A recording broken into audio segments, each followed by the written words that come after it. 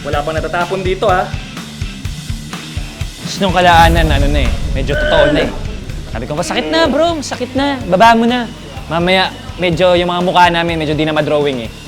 Kaya, alam mo nang medyo masakit na, medyo nanginginip na yung shoulders namin eh. Grabe na! Magparahin na kayo!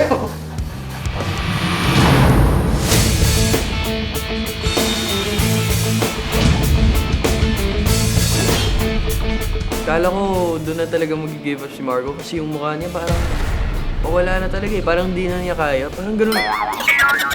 So kala ko talaga na wala na. Parang, si Marco, ibababa na yung tabo niya.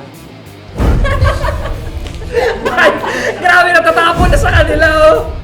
Actually, na-feel ko na parang ako yung possible na unang magbaba. Kasi ang tagal ko na. Tapos shocks parang kaya pa nila. So ako parang shocks, nararamdaman ko na baka ako yung